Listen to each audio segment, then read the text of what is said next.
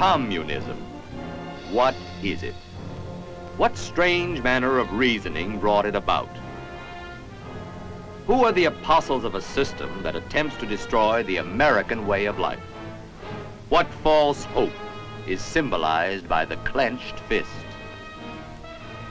100 years ago, Karl Marx, together with Friedrich Engels, conceived a plan for a new social order. A blueprint for world revolution based on the theory that society would reduce itself to a struggle between the rich and the poor. Eventually, the doctrine said, the workers, or proletariat, would revolt and take over industry and government. Through the first Communist International, Marx spread his writings across the face of the earth. To the peasants of China, the miners of Germany,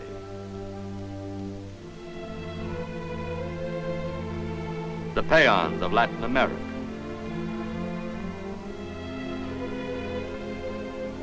the fast-growing cities of America. Contrary to the teaching of Marx, communism made very little headway in the highly industrialized countries where education, opportunity, and freedom were common to all. But where ignorance, poverty, and suppression dwelt, there the germ of communism found a breeding place. Russia, during the Tsarist regime, was a natural starting point. Out of this barren existence emerged a hatred of tyranny and eager disciples to put into practice the theory one man's words had put onto paper. The leaders of this revolt were Vladimir Ilyich Lenin, Joseph Stalin, Leon Trotsky. Their followers worked underground, planting poison at every opportune moment. They infiltrated the regular political parties, parties made up of men who worked sincerely for greater liberty and better living conditions. They built a small party machine with a hard core of fanatical, ambitious men who would be prepared to rise up and lead a revolution when the country would be most vulnerable.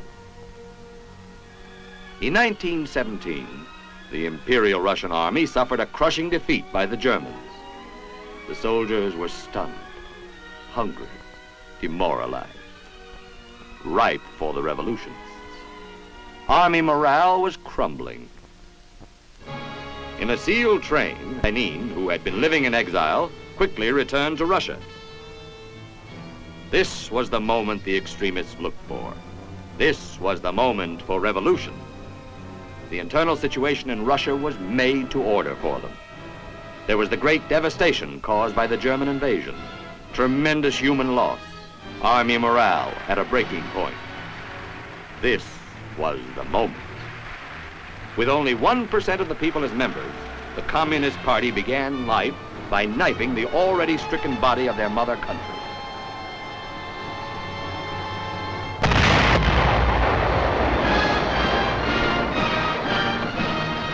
The fires of civil war flamed.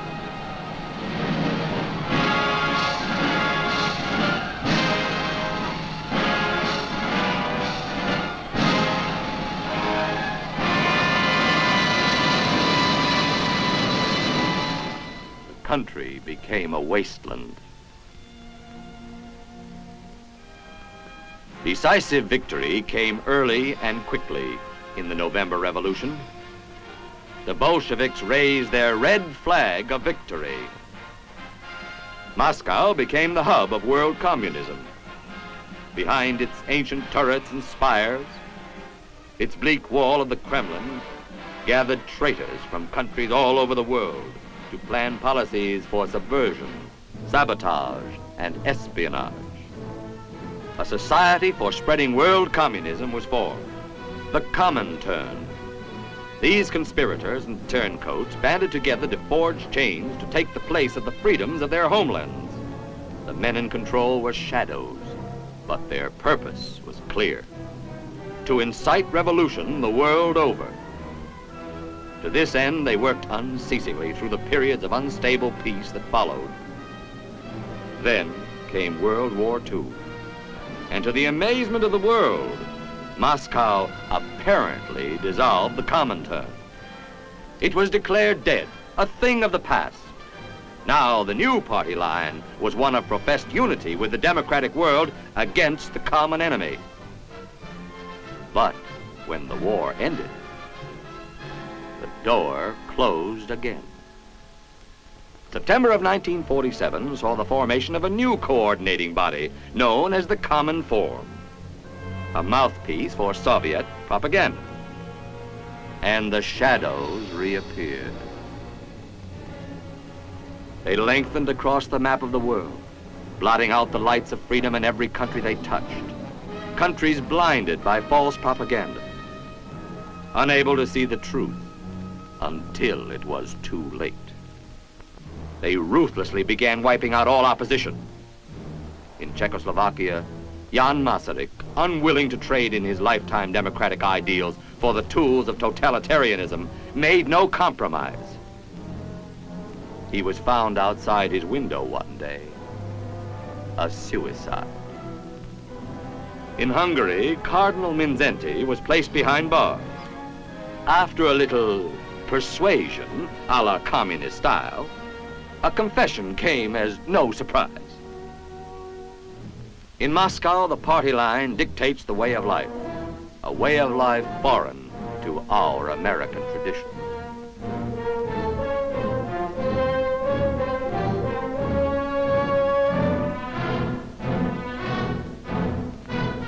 The control of the state is placed in the clenched fist of the few. The voice of the many is silenced.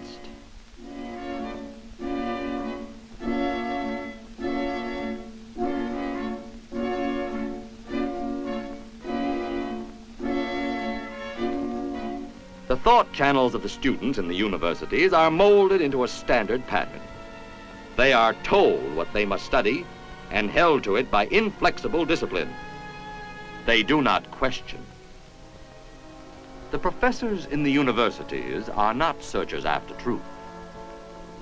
They are puppets, mouthpieces for a political machine, teaching what they are told to teach, using textbooks selected by their masters.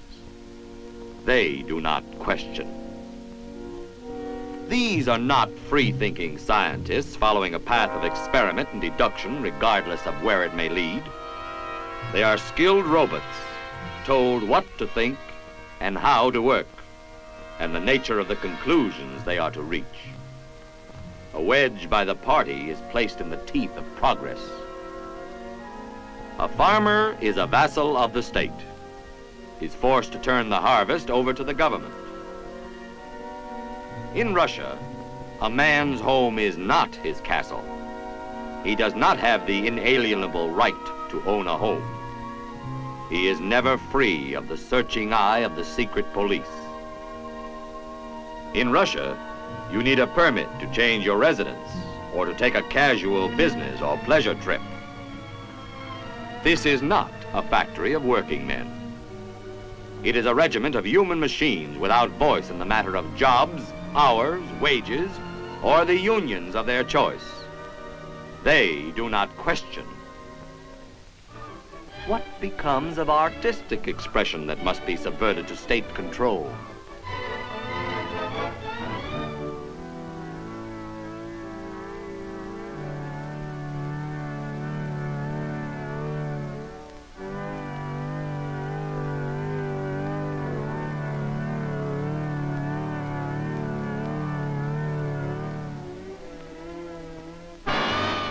Crush out the divine spark of religion, and you have the dark, godless society of communism. The radio, communist style, is the echo of the master's voice. A free press is non-existent, and other information sources are dominated by the government. You do not get news as Americans get it. You get propaganda pellets, pre-digested by Pravda. In a society where state spies check every move of the citizen, report to a central agency, how can a human being sleep at night? For non-conformists and rebels against communist doctrines, there are concentration camps. There is slavery and death.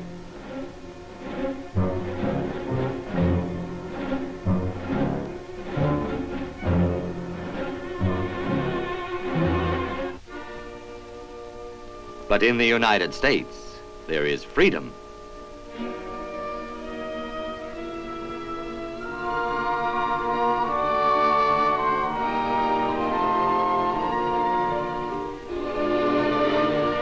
The communists can't easily infect our system of free universal education, part of the doctrine of a democratic nation. Ye shall know the truth, and the truth shall make you free.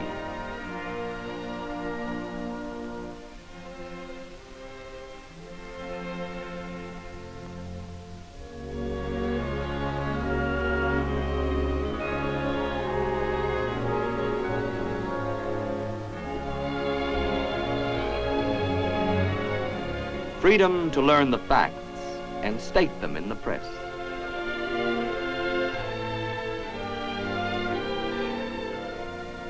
Freedom to come to an independent decision and to express it at the polls.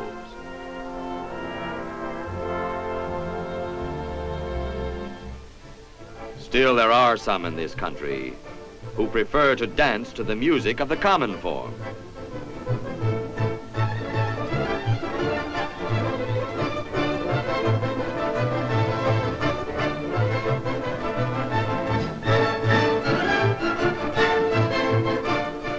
The gyrations of these puppets are menacing and dangerous. In 1937, when Franklin D. Roosevelt spoke out against the tyranny of Hitler, they followed the party line, seemingly became super patriotic, and supported the president.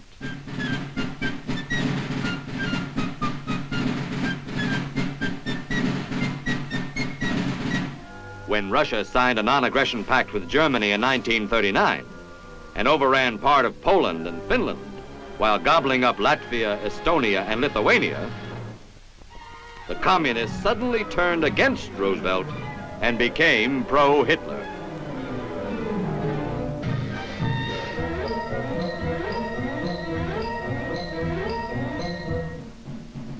It is necessary to combine the strictest loyalty to the ideas of communism with the ability to make all necessary compromises, to beg, to make agreements, zigzags, retreats, and so on, in order to accelerate the coming into political power.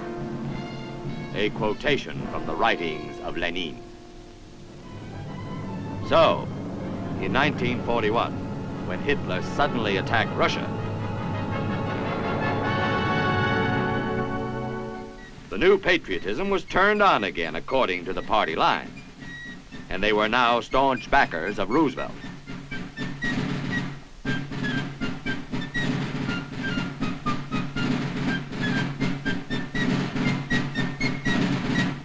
Now that the hot war was ended and the Cold War has begun, the communist line is uniform and deadly. Destroy America. Democracy is an organization for the systematic use of violence by one class against another. We set ourselves the ultimate aim of destroying the state. The destruction of the state means also the destruction of democracy. One of the American communists who dances to the tune the leaders in the Kremlin play, William Z. Foster, head of the Communist Party in the United States, has declared, "When a communist heads the government of the United States, and that day will come just as surely as the sun rises, the government will not be a capitalist government, but a Soviet government. And behind this government will stand the Red Army to enforce the dictatorship of the proletariat." Eugene Dennis, General Secretary of the party, who has boasted, "We have involved scores of trade unions, church organizations, important sections of the Democratic Youth Movement, as well as many farm organizations."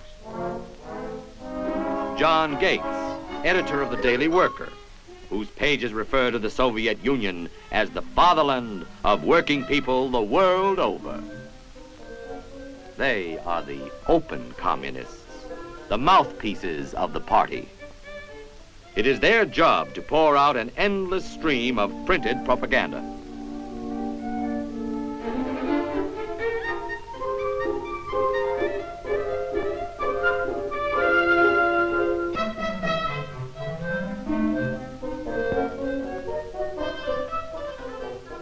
To run for public office,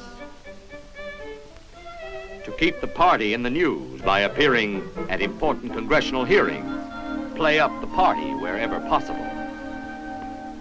They picture the police, the FBI, and other law enforcement organizations as suppressors of the masses rather than as protectors of our way of life.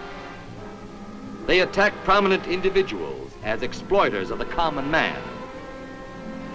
They use the freedom granted them by American democracy to attack and belittle free American institutions. But there are other communists who don't show their real faces, who work more silently, who hide behind innocent-sounding names like National Council of American-Soviet Friendship, American Youth for Democracy, Congress of American Women. These front organizations with misleading names have a very definite place in the communist program. They run the gamut from pink teas and lectures to sober intellectual gatherings which attract the intelligentsia.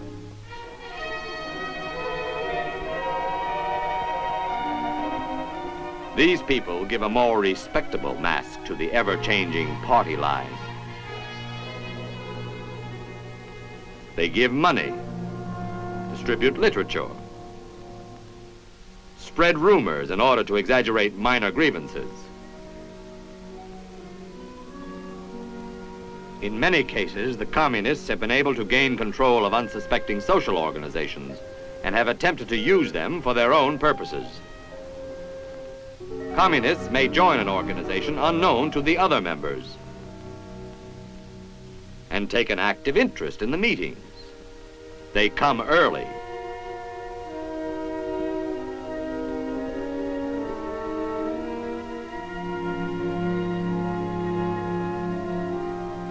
Hold up the usual procedure of the meeting by asking repetitious questions, finding technical flaws in anything that may come up.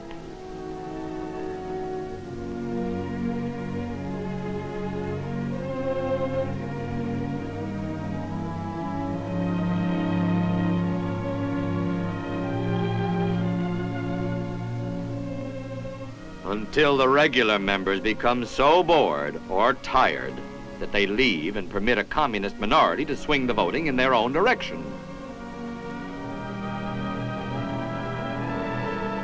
By coming early and voting late, they are able to nominate sympathizers to positions of authority.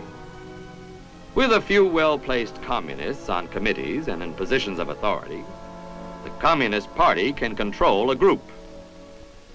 They can also bore from within by having knowledge of the funds and records, or by planting a member on a switchboard to listen to the telephone conversations, or by placing a mail clerk in a position to review correspondence, or by gaining executive positions to influence plans and decisions of the organization. By gaining control of influential organizations, they first weaken the social fabric of a community, then implant communist doctrine. The main targets of the American communists have been labor, students and teachers, government offices, all of which they attempt to corrupt by boring from within. So far, each of these agencies has done an excellent job of detecting their motives. Communist Party members were removed from positions of authority in one of America's biggest unions. Other unions have followed suit in warning outside groups to leave union affairs alone. The security of the United States government demands a constant check on suspected government employees. and the machinery to bring them to trial if necessary. Congressional committees maintain a constant watch over all phases of communist activity. Much of the ammunition of the communists is reserved for the armed forces, for they know that the armed forces stand guard over the frontiers of freedom, that in order to take over the country, they must first weaken the armed forces. To achieve this, their methods change with the times. Immediately after World War II, they capitalized on the natural desires of most Americans and set up a cry demanding that our boys be sent back home immediately from overseas. To excite and influence a normal desire to bring the boys home as soon as possible, girls were stationed on street corners with petitions. Buttonholed the innocent for their signatures, then sent petitions on to Congress, not because of concern over the welfare of the men overseas, but to create discontent and confusion. Mothers were encouraged to write to their sons, wives to their husbands, telling how so-and-so who was overseas no longer than they were was already home. This apparently sincere solicitude for their welfare naturally found a popular echo among the men themselves. Few of these soldiers had any idea of aiding the aims of communism, but discontent was fanned by occasional agitators within the army, who urged the men to see their commanding officers and demand to be sent home. The result was the reduction of our occupation forces before a real peace had been achieved. To this extent, the communist aim of weakening us had met with a slight measure of success. Today, as usual, communists are still following the thumb of the party line. They stage peace parades, picket the White House, flood Congress with postcards, telegrams, and letters, all for the same purpose: pressure to cut down defense appropriations and thereby weaken the armed forces. However, just because a number of congressmen and prominent citizens may urge a cut in the military budget does not make them Reds or fellow travelers. As J. Edgar Hoover has stated, don't confuse liberals and progressives with communists. Don't label anyone as a communist unless you have the facts. In recognizing a communist, physical appearance counts for nothing. If he openly declares himself to be a communist, we take his word for it. If a person consistently reads and advocates the views expressed in a communist publication, he may be a communist. If a person supports organizations which reflect communist teachings, or organizations labeled communist by the Department of Justice, she may be a communist. If a person defends the activities of communist nations while consistently attacking the domestic and foreign policy of the United States, she may be a communist. If a person does all these things over a period of time, he must be a communist. More difficult to detect are the undercover workers of communism. They can be discovered only through sharp vigilance over a long period of time. But don't call anyone a communist just because he departs from the majority viewpoint. In America, the minority's voice is heard too. Only truth and justice can defeat the ends of communism. Weakening and boring from within is still one of the effective tools the communists use. In the service particularly, a serviceman with his guard down may become prey in what appears to be an ordinary evening of sociability. This could be just another boy meets girl situation, a harmless evening of relaxation for the serviceman in his off-duty hours. It could be. But these girls have planned a more attractive evening than their dates have anticipated.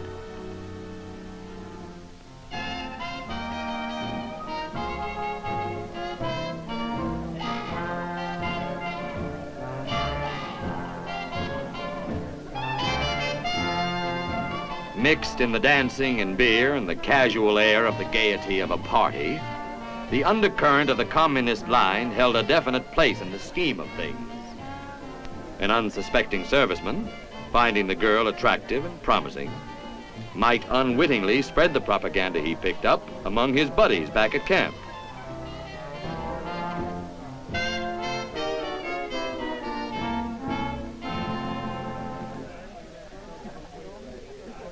But Joe's mind is not asleep, and he begins to suspect that this is something more than a social club. Air Force records revealed that Joe took these pamphlets to his commanding officer, and an investigation followed which exposed the club as a communist front hangout. In another instance, the story of a communist who used the camp newspaper to gain his own end was revealed. An attempt to damage the prestige of the Army by distorting and coloring the news. Under the influence of the sergeant, the corporal blows up an ordinary grudge fight that took place between two soldiers into a story that involves the morale of the whole camp. The rest of the details are routine for the sergeant. Knowing in advance that the lieutenant in charge will kill the story because of its distortions, Collins phones a contact on a local newspaper of dubious reputation and gives him a headline that will increase its circulation. Army newspaper suppresses facts.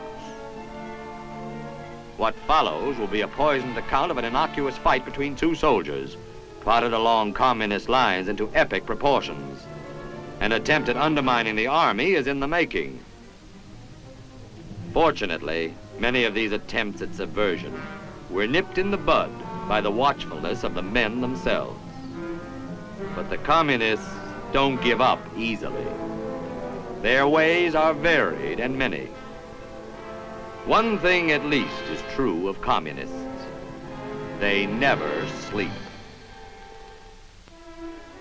When ships of the Navy come into harbor, they sometimes join with other sightseers. And once on board, stuff their handbills where members of the crew will find them.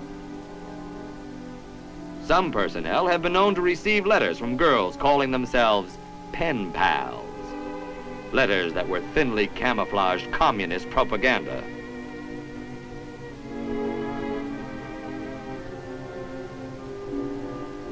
Americans will not be stampeded into seeing communists behind every door, but they will recognize and expose them when they are there by reporting to the proper officials.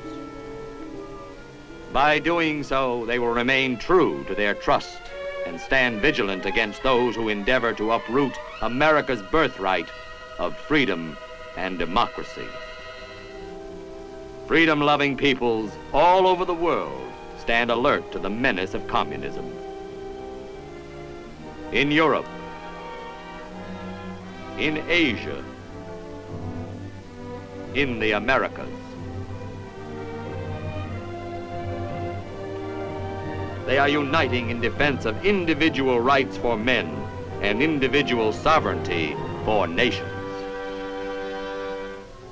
The United States will lead in this defense, for we know the value of freedom in terms of freedom of worship, enlightenment of the mind, the right to learn the true values of life undistorted.